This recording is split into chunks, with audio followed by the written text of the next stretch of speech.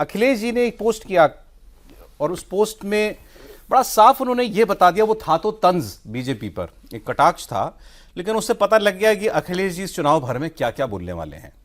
उन्होंने ये कहा कि पीडीए के दबाव में और उसके जवाब में सहयोगी दलों को इधर उधर छिटकने से बचाने के लिए आरएलडी को 73 सीटें, सुभाषपा को 39 सीटें, निषाद पार्टी को 31 सीटें, अपना दल 19 सीटें, ये भाजपा उनको देने जा रही है चुनाव में। सीट शेयरिंग फॉर्मूला उन्होंने बीजेपी का सीट शेयरिंग फॉर्मूला बता दिया।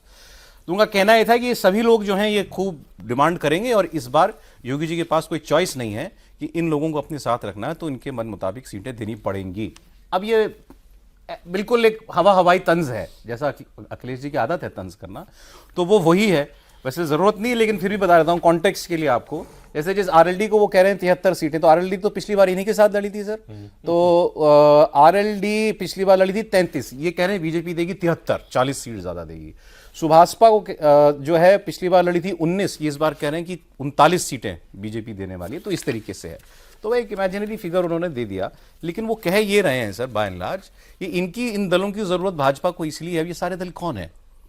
एक को आप कहते हैं जाटों का नेता, एक को आप कहते हैं निषादों का नेता, एक को आप कहते हैं सुभाषपा वाले जो हैं राजभर कम्युनिटी का नेता। तो वो अपनी एक एक कम्युनिटी के नेता हैं। सो कह रहे हैं चुनाव तो जात पे होगा उत्तर प्रदेश का, और इसीलिए ये लोग मजबूरियां भाजपा की। ये अखिलेश जी की पिच है। तो आपको वो पीडीए जाति क्या है, अभी उन्होंने कांग्रेस ने जैसे आज की मुद्दा उठा दिया है जाति जनगणना वाला, उसमें अखिलेश जी भी आ जाएंगे कि ये सरकार जाति जनगणना नहीं कराना चाहती है। तो ये जाति जाति जाति ये अखिलेश जी कहेंगे। योगी आदित्यनाथ क्या कहेंगे? बटोगे तो कटोगे, बटोगे तो कटोगे कहेंगे। बटोगे तो कटोगे के साथ साथ वो लॉ एंड ऑर्डर कहेंगे, वो माफिया याद दिलाएंगे, वो गुंडा राज याद दिलाएंगे पुराना। तो सर ये है दोनों की पिच मोटे तौर पर। मैं चर्चा शुरू करता हूं। मैं एक थोड़ी देर पहले एक सज्जन से बात कर रहा था, वो यूपी से आते हैं, रहते यहीं हैं। अच्छा, मैं उनकी ओपिनियन थोड़ी ऑब्जेक्टिव ओपिनियन में मानता हूं कि जो कहते हैं ठीक है, एक माहौल पता चल जाता है। मैंने कहा क्या है उनका, एक कहना था, आप बताइए आप सहमत हैं कि नहीं है। मैंने कहा क्या चैलेंज है योगी जी को? तो उन्होंने कहा कि योगी जी को अगर चैलेंज हुआ तो वो समाजवादी पार्टी से नहीं होगा, इनकी अपनी पार्टी से कुछ चैलेंज हो जाए तो हो जाए, कि अगर ये मिल बैठ के अच्छे से लड़ लिए तो कोई चैलेंज नहीं है। बोला अखिलेश यादव चुनौती पेश नहीं कर पाएंगे। अगर इनका हाल जैसा 2024 में था वैसा रहा तो कोई कुछ नहीं कह सकता। अब आप बोलिए सर। नहीं, उनकी बात लगभग सही है, और जो चैलेंज है वो टिकट डिस्ट्रीब्यूशन का है। इसका मतलब अखिलेश भी ठीक कह रहे हैं?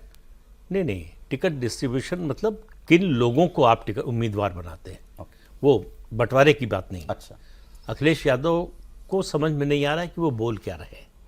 वो कह रहे हैं बीजेपी दबाव में इनको इतनी सीटें, और जब नहीं देगी तब, मतलब आप ही के शब्दों में फिर तो बीजेपी दबाव में नहीं आई। तो आप तो बीजेपी का एजेंडा चला रहे हैं, बीजेपी को दबाव से निकाल रहे हैं आप। भाई अगर 73 सीटें आरएलडी को नहीं दिया तब क्या जवाब देंगे? और बीजेपी उठाएगी क्या कि जो उन्होंने बोला कि चवन्नी को रुपया बना दिया। तो ये तो चौधरी चरण सिंह के पूरे परिवार का अपमान है। वो चौधरी चरण सिंह जिन्होंने आपके पिता को नेता बनाया। अब वो मैं तो नहीं कह सकता कि क्या से क्या बना दिया, लेकिन नेता तो बनाया। ये तो मतलब कम से कम उनकी पार्टी और वो भी मानेंगे। चौधरी चरण सिंह से बड़ा किसान नेता या पिछड़ों का नेता कहिए तो वो हुआ नहीं। तो कुल मिलाकर मामला यह है कि अखिलेश यादव के पास नया कुछ है नहीं। जो 2022 में था वो भी नहीं है। 2022 में आरएलडी भी उनके साथ थी, ओम प्रकाश राजभर भी थे, और इस बार वो दोनों नहीं हैं। दोनों को एक तरह से उन्होंने धक्का देके भगा दिया। आप अगर देखिए तो 2022 और 24 की बात कीजिए तो बीजेपी का जो वोट शेयर है वो 0.38% बढ़ा है 24 में। ठीक है, वोट कम नहीं हुआ है। मतलब उसका जो सामाजिक आधार था, समर्थन का आधार था, वो कम नहीं हुआ है। टिकट डिस्ट्रीब्यूशन में गड़बड़ी के कारण जो है वो सबसे ज्यादा नुकसान हुआ है। तो वही सबसे बड़ी चुनौती भारतीय जनता पार्टी के लिए है, और उसके पास गिनाने के लिए, बताने के लिए उपलब्धियां इतनी हैं कि अखिलेश यादव उसके सामने कहीं टिकते नहीं हैं। वही बात मैं कह रहा था। तो उनके पास तो बहुत कुछ बताने को है और समाज के हर वर्ग के लिए बताने के लिए है।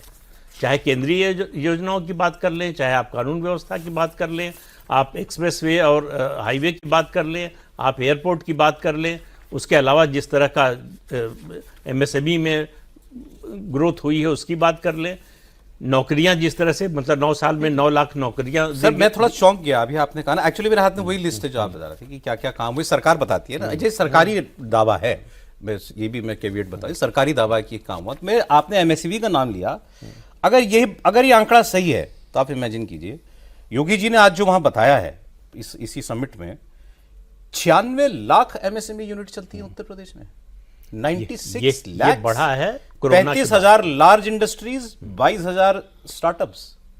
मतलब ये आंकड़ा थोड़ा सा विश्वसनीय सा है। Defence corridor Jhansi Kanpur production शुरू हो गया, कानपुर ब्रह्मोस बन रहा है, नया वर्जन ब्रह्मोस का कानपुर में बन रहा है।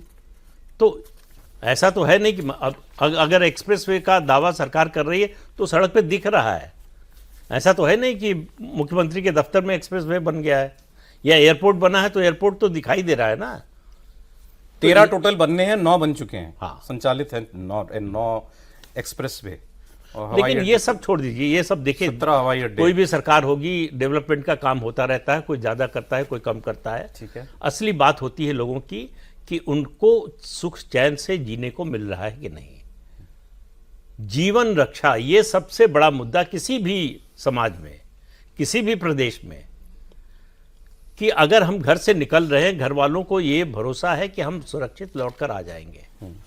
इससे बड़ी चीज कोई नहीं होती जो पिछले 9 साढ़े 9 साल में मिला है।